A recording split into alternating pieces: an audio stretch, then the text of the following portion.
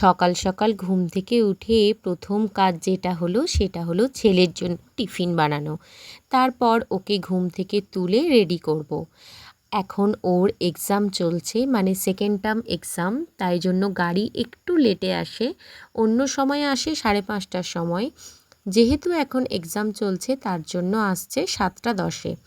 তো আজকে আমার উপোস ছিল, তাই জন্য সকাল সকাল পুজো টুজো সেরে, সকাল সকাল বলতে ওই 10টা মতন হবে, তারপর আমি সাবু কলা, মানে সাবু ভিজিয়ে রেখেছিলাম, সাবু কলা মেখে এখন খেয়ে নিলাম। সাবু কলা খেজুর মিষ্টি সব কিছু দিয়ে আর সামান্য একটু গুঁড়ো দুধ দিয়েছি।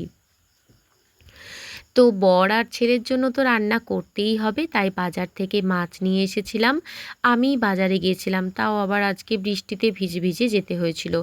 আজকে বর্মশাইয়ের শরীরটা একটু খারাপ, তাই জন্য ওকে আর বাজারে যেতে দিইনি, আমিই গিয়েছিলাম। আর ওদের জন্য 2 রকম মাছ নিয়ে এসেছি। একটা হচ্ছে রুই মাছ আর 2 হচ্ছে বড় বড় মৌরলা মাছ। কারণ আমার বর মৌরলা মাছ খেতে খুব ভালোবাসে, বিশেষ করে সেটা যদি আবার মৌরলা মাছের তেঁতুল দিয়ে টক হয়। তাই মাছগুলো ভালোভাবে বেছে, মানে কাটিয়ে এনেছিলাম, শুধুমাত্র জলে ভালোটি করে, আঁশগুলো একটা দুটো লেগেছিল, ভালোটি করে ধুয়ে ওয়াশ করে নিলাম। তো এরপর আমি রান্না করব হচ্ছে ওদের জন্য মাছের ঝাল। আমার বর বলল বিশেষ কিছু আজকে করো না, কারণ তুমি যেহেতু খাবে না এমনিতেও, আর তোমার আজকে উপোস আছে, আর বিশেষ কিছু রান্না করতে হবে না। যখন বরেরা এই কথাটা বলে তখন কি মন থেকে শান্তি লাগে না? ও যখন বলে যে তুমি তো আজকে খাবে না, আমার জন্য আর বিশেষ কিছু করার দরকার নেই, তখন আমার মনের কাজ করার এনার্জিটা কিন্তু অনেক গুণ বেড়ে যায়। মনে হয় ও আমাকে কতটা ভালোবাসে, যার জন্য এই কথাটা বলতে পারলো যে আমি খাবো না বলে রান্না বিশেষ কিছু করার ওর জন্য দরকার নেই। তাই আজকে শুধু করলা ভাজা করেছিলাম, মানে ঘিয়ে করলা যেটা হয়, ঘিয়ে করলা ভাজা, মাছের ঝাল আর মৌরলা মাছটা টক করেছিলাম। আর ঘিয়ে করলাটা ওই আমাকে বসে বসে কুচিয়ে দিয়েছিল, আমাকে বলল তুমি মাছগুলো বাছো, আমি বসে বসে ঘিয়ে করলাটা কুচিয়ে দিচ্ছি। তাই সমস্ত কিন্তু কেটে বেছে একদম ধুয়ে পরিষ্কার করে নিয়েছিলাম। আর আমার আবার একটু পিটপিটে বাতিক আছে, কারণ মাছটা যদি কেটে ভালোভাবে না ধুই, মানে একদম চকচকে করে না ধুই, তাহলে আমার মনটার একদম শান্তি হয় না। সকাল সকাল চান করে নিলে কিন্তু মনটা অনেক ফ্রেশ হয়ে যায়, তাই না বন্ধুরা? তো আমার ভ্লগ তোমাদের কার কার ভালো লাগছে আমাকে প্লিজ কমেন্ট করে জানিও। আর এখানে আমি এখন মাছগুলো ভালোভাবে ধুয়ে নিয়েছি।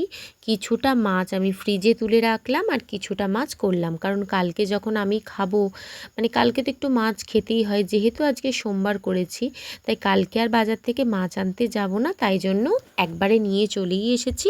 এটাকেই কেটে নুন হলুদ মাখিয়ে ফ্রিজে রেখে দিলাম। তো এখন মাছটাতে ভালোভাবে নুন হলুদ মাখিয়ে নিচ্ছি, এরপর রান্না করব। আর ওইদিকে আমি সর্ষে আর লঙ্কা ভালোভাবে পেস্ট করে নিয়েছি। আর এই মাছগুলো এখন ওদের জন্য দুবেলার একদম করে নিলাম, কারণ আমার বর রাত্রে বরাবরই ভাত খেতে ভালোবাসে। আর আমাকে যেদিন উপোস কাপাস থাকে সেদিন বলে তোমাকে রাত্রে আর রান্না করতে হবে না, তুমি একবারে করে নাও, আমাকে রাত্রেবেলায় শুধু গরম করে দিলেই হবে। আমাদের যেহেতু বিয়েটা একটু অন্যভাবে হয়েছিল, আর আমাদের এজ ডিফারেন্সটাও অনেকটা, প্রায় তোমার ধরো 21 থেকে 22 বছরের মধ্যে হবে মতন হবে। কিন্তু সে হলে কি হবে, ভালোবাসাটা কিন্তু অনেকটা আছে। স্বামী স্ত্রীর দেখবে বয়সটা কিন্তু কোনো ম্যাটার করে না, যদি তাদের মধ্যে ভালোবাসাটা খুব গভীর থাকে, তাহলে কিন্তু ভালোবাসা দ্বিগুণ বেড়ে যায়। আর এইদিকে আমি এখন রাত্রের জন্য বানাচ্ছি ঝাল ঝাল করে বাদাম আলুর দম, আর বানাচ্ছি হলুদ পোলাও, মানে বাসন্তী পোলাও। আর এখানে আমার বর বলল একটু চা করো, তো এখন বিকেল হয়ে গেছে, 4:30 থেকে 5টার মতন বাজে, আর তার সাথে একটু বাদাম ভাজা বানিয়ে দাও। আর এখানে ছেলে তো খুনসুটি করতে এসছে এখন আমার সাথে, আর এখানে আমার বরমশাই আর আমি বসে বসে চা খাচ্ছি।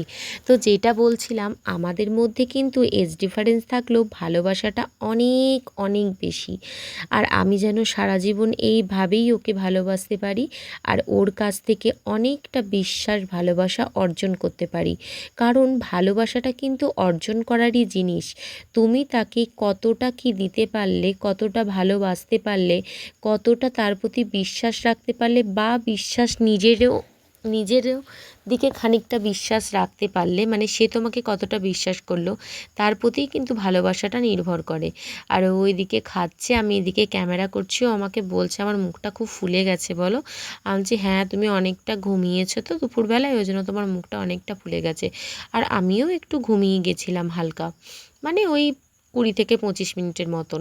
আমার আবার একটা বদ অভ্যাস আছে, দুপুরবেলায় ঘুমালে না রাত্রে একদম ঘুম আসতে চায় না। তোমাদের কার কার এই অভ্যাসটা আছে আমাকে একটু বলো তো।